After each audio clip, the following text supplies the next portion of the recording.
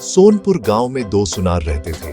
रामू ईमानदार पर गरीब और रतनलाल अमीर पर चालाक। रामू की हम्बल वर्कशॉप में ऑनेस्ट मेहनत की आवाज गूंजती थी। उसकी बनाई हर चीज प्योर थी और गांव वाले उस पर भरोसा करते थे।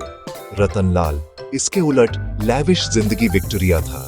सस्ते मेटल्स को सोने के साथ मिलाकर अपने अमीर कस्टमर्स को प्रॉफिट के लिए धोखा देता था। रामू की सिंपल जिंदगी ने उसे रिस्पेक्ट दिलवाई, जबकि रतनलाल के लालच ने उसे अमीर तो बनाया पर वो एडमायर्ड नहीं था। सोनपुर में दोनों के बीच का फर्क क्लियर था।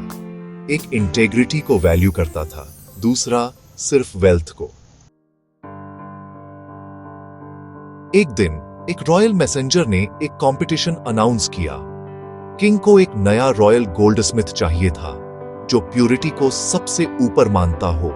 रतनलाल ने इसे और ज्यादा रिचेस का चांस देखा और एक डैज़लिंग पर इम्प्योर नेकलेस से इंप्रेस करने का प्लान बनाया।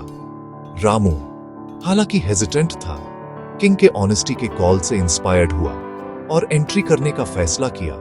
ट्रू क्राफ्ट्समैनशिप दिखाने के लिए डिटरमिन्ड था। गांव वालों को डाउट था कि रामू रतनलाल के रिसोर्सेज के साथ कंपीट कर पाएगा, पर कुछ को उसकी इंटीग्रिटी पर भरोसा था।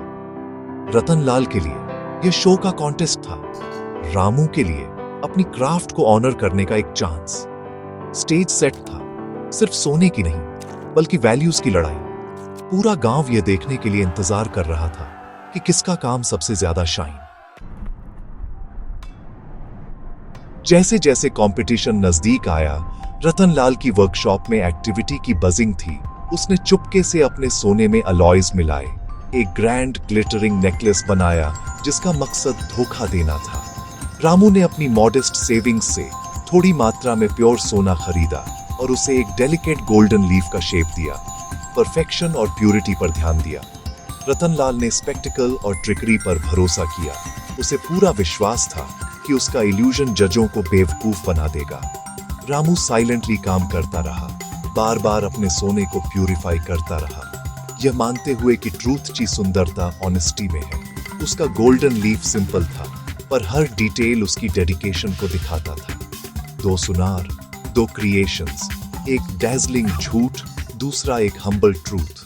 कैरेक्टर का टेस्ट शुरू होने वाला था। न्याय के दिन पूरे देश से सुनार रॉयल कोर्ट में जमा हुए। रतनलाल ने अपना मैग्निफिसेंट नेकलेस अनवेल किया, जिससे भीड़ से गास्प निकल गए। मैं अपनी हथेली में सिर्फ एक छोटा सा गोल्डन लीफ लेकर आगे बढ़ा, जिसका मजाक उड़ाया गया और उस पर शक किया गया। किंग ने दोनों पीसेस को एग्जामिन किया, फिर उनकी प्यूरिटी टेस्ट करने के लिए रॉयल असेयर को बुलाया। रतनलाल का नेकलेस हालांकि ब्रिलियंट था, टेस्ट में फेल हो गया। इम्प्यूरिटीज सामने आ गई। मेरे गोल्डन लीफ को जब टेस्ट किया गया तो वह प्योर और अनचेंज्ड चमका। कोर्ट में सन्नाटा छा गया जब असेयर ने मेरे काम को प्यूरेस्ट घोषित किया। किंग मुस्कुराए, शो पर ऑनेस्टी के वैल्यू को पहचानते हुए। उस पल में हर सुनार की असली वर्थ सामने आ गई। भीड़ ने देखा कि असली ब्रिलियंस अंदर से आता है। किंग ने घोषणा की, ट्रूथ ची सुंदरता ऑनेस्टी से पैदा होती है, धोखे से नहीं। उन्होंने मुझे रॉयल गोल्डस्मिथ घोषित किया, मेरी इंटेग्रिटी और स्किल की तारीफ की। रतनलाल बेनकाब होकर डिस्ग्रेस में चला गया। मैं सोनपुर वापस आया, अपनी नई पोजीशन का इस्तेमाल करके दूसरे ऑनेस्ट क्राफ्ट्समैन की मदद करने के लिए। मेरी कहानी एक लेजेंड बन गई, ये सिखाते हुए कि ऑनेस्टी और हार्ड वर्क असली खजाने हैं। एक ऐसी दुनिया में जो ग्लिटर से डैज़ल्ड है, कैरेक्टर ही एंड्यूरिंग है। चीटिंग से जल्दी गेन मिल सकता है, पर सिर्फ सच ही लास्टिंग रिस्पेक्ट लाता है। सबसे बड़ी जीत इंटीग्रिटी के साथ जीना है, सोने से भी ज्यादा शाइन।